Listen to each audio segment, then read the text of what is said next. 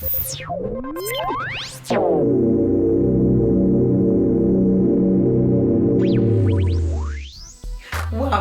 My name is Delisa Mosley.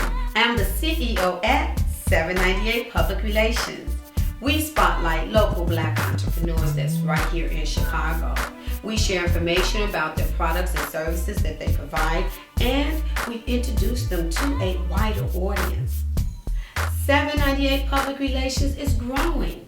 Our numbers confirm it. Our social media posts are reaching 20,000 plus people, and our video productions are being viewed by nearly 10,000 people. We are growing. On top of that, in conjunction with TK Media, we now present Candid Talk. Kiyona Taylor would candidly talk with local entrepreneurs about relationships, religion, race, community, money, as well as business principles.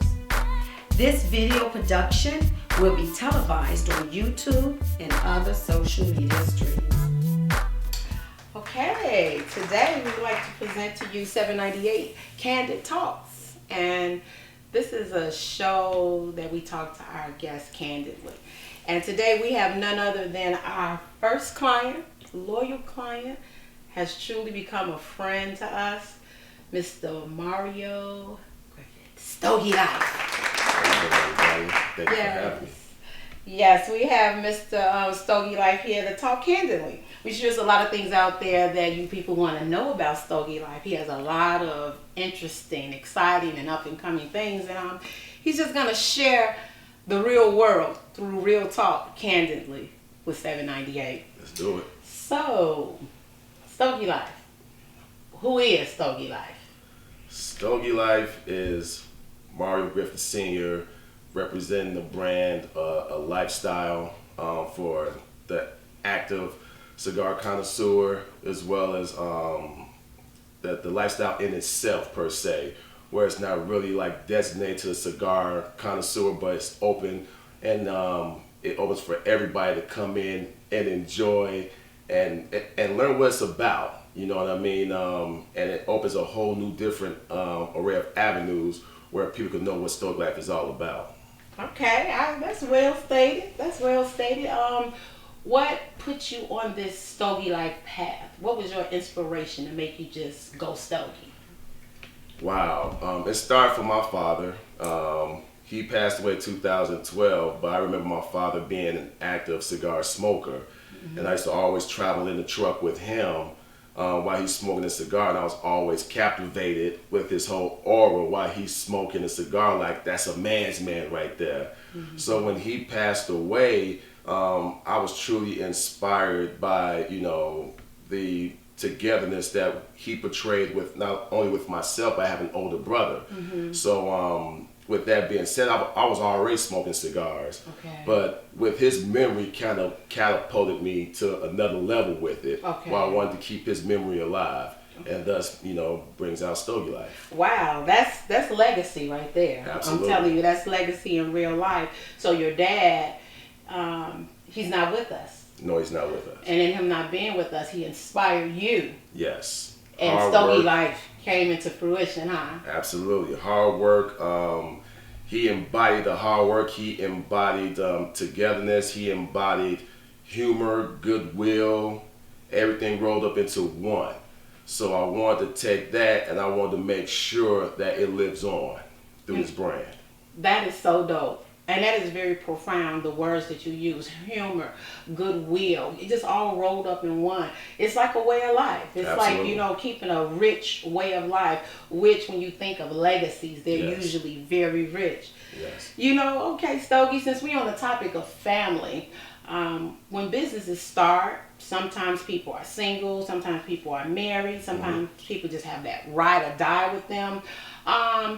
When it comes down to the relationships, when you're in a business and you're transitioning, would I be correct to say that you're a transitioning businessman because you've come from corporate America, now you're doing your own thing, or would you say that you kind of rooted now? A little bit of both. Okay. I take my experiences from what I've, learned when I was doing that back then, and I'm taking that experience and I'm building it on what I'm doing right now, so I can become a better business model per se as my predecessors that I was learning from when I was working under their umbrella. Okay.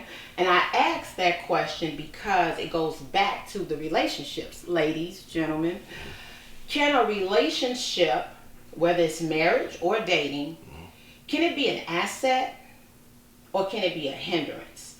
Which one would you say worked best for you? I would say an asset. But the important part of that is both parties have to be on the same wavelength. You know, when it comes down to your significant other per se, they see what you're trying to do. You're trying to build a business, you're trying to incorporate a brand, and they know what goes along with it. It takes a pretty strong foundation to sustain that. And it has to be established at the beginning. So if it's not established at the beginning, you're going to have problems down the road. Not saying that's going to be perfect for the, you know, for the stronger foundation, but at the same time, you have to be willing to communicate. You have to be willing to adapt. You have to be willing to, you know, go against all odds, because there's going to be a lot of things that's going to be thrown at you during this whole transition that you're trying to incorporate when it comes down to, you know, establishing your brand. Okay. So if you don't have that in place, there's going to be a whole lot of things. You're going to fall faster than you're actually going up. Okay. That is very interesting. And that's definitely a reality out here in this world. What would you say to individuals that are in a relationship or involved with someone that is not on that same level with them? How should one handle that? I would say for the most part, engage a lot more and learn more about, you know, each other's strengths and weaknesses, so you can actually incorporate that. Because a lot of times where you have a person that's trying to establish a business, they take pretty much 80 to 90% of their time trying to grow that business. So it takes a lot of time away from their home. So at times, you know, the other party, they may feel a little lonely, they may feel neglected or something like that.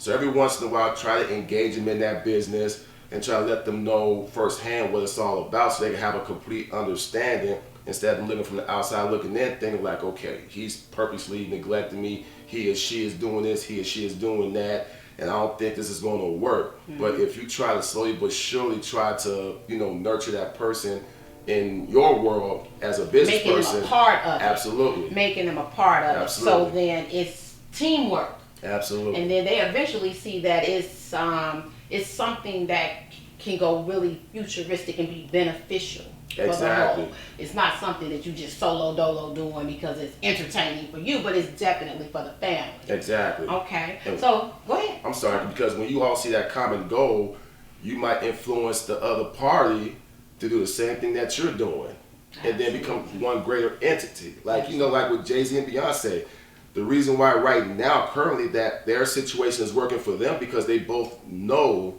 of each other's, you know, job function. They know what it entails. They have a complete understanding of the scheduling restraints and things of that nature. So when they have an opportunity to spend time together, they spend that time together as a family. But when it's time to go to work and make that money, you gotta do what you gotta do. So hey, to keep it gangster, know your role and play it, huh? Exactly. And so when you try to, and then on the flip side of that also, where when they go to concerts, usually they had a concert separately. Now they engage in doing it together. You know what I mean? They don't have to do it all the time. You know, but at the same time, like, okay, We're I'm a gonna spend some unit. time with you. We're a unit, so we're gonna do this together. Absolutely. And then I'll go to Japan and you'll go to Germany. Ha. We'll meet up in the United States and go to Los Angeles and do a concert together. Why not? So that's how you make everything work. Absolutely, absolutely. With that being said, Stogie, Mario, Yes. have someone been that person for you? So far, yes. Okay. Yes.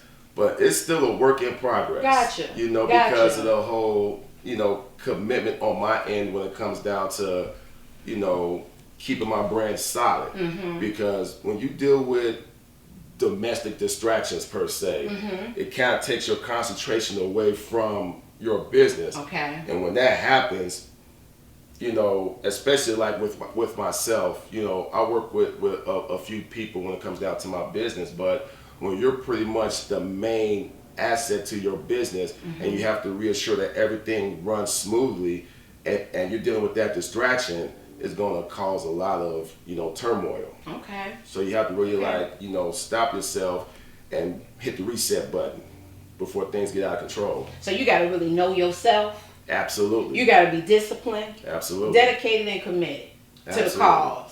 Absolutely. Absolutely. To understand that even when others don't understand, you still got to stay a course. You have to stay a course. Yeah, that's what's up. And that's definitely a reality. And I want you viewers to know that was some profound, real advice, that Mr. Griffin was expounding on, real advice, which lets me feel excited to ask you about this. Not trying to be controversial at all, but I want to know really, real talk and candidly. Right. In your journeys, in your business, has there been things that you've noticed for a black man different from a white man? I mean, really does society, does the world we live in, the policies and the governmental system we live in, does it affect the black man differently? Absolutely. And have you experienced some of those things? Absolutely.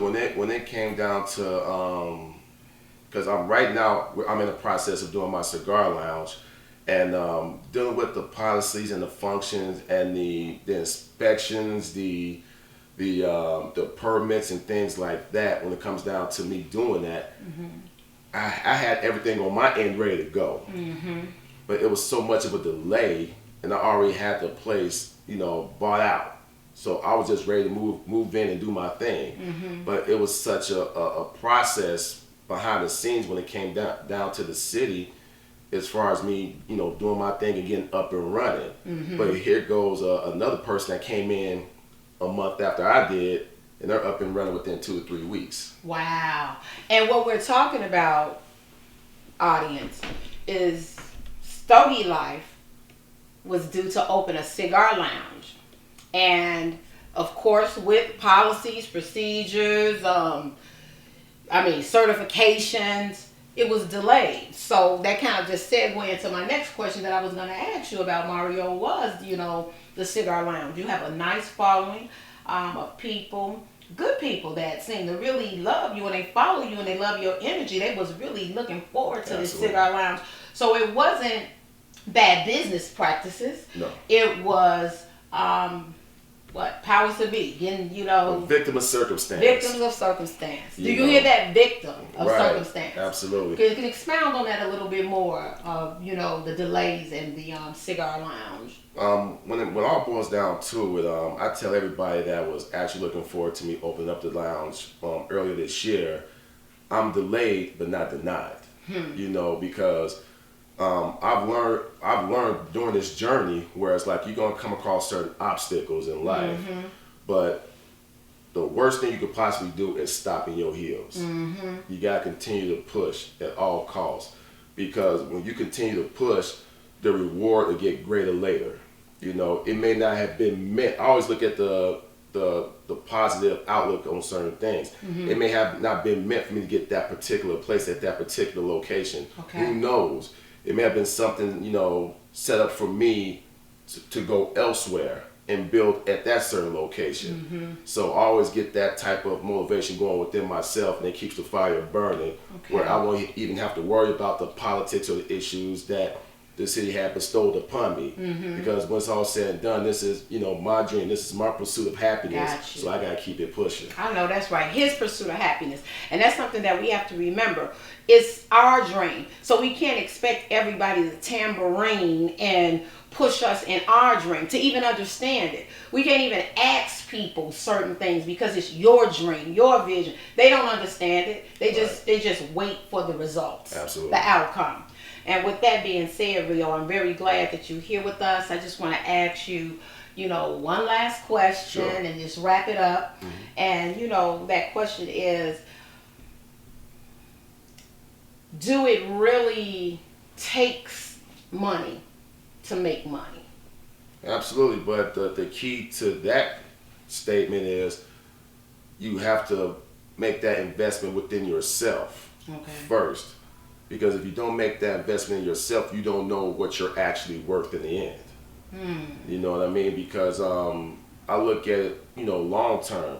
The more I put into myself, the more time I facilitate in my dreams and trying to make my company work. And then when you see the fruits of your labor actually flourish, it's gonna make everything worth it. You know what I mean? But you have to put that investment within yourself. And when it comes down to the monetary aspect of it, all money coming from different avenues is good money. You know what I mean?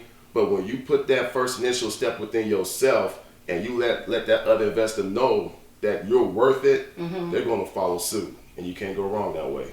Ah, that was an excellent way to cap off this candid talk with Stogie Life, Mario Griffith Sr. Yes. I mean, we got a little junior somewhere, Absolutely. right? All right. I mean, I thank you. Mario has been a loyal client of 798. Public relations. As I stated in the beginning of this interview, a client that went from a client to really having a brotherly relationship with, a good relationship with. And we want to thank him. And I want to say Happy New Year. And you used the word flourish in your last answer. And I want to leave on that note, that spring is coming again and all things flourish. Absolutely. In a new season. Absolutely. And Mario Griffith, I want to just say congratulations. Thank you for talking candidly with us. And thank you for and I look forward to being there when your flowers bloom. We have work to do. We have work to do. Thank you so much. I'm Kiyona Taylor here with 798 Public Relations Candid Talk with none other than Mario Griffith. We also want to thank TK Media and Productions for making this video a reality and the professionalism of it. Thank you, Tim King. Thank you for listening. And we will see you again real soon. Happy New Year.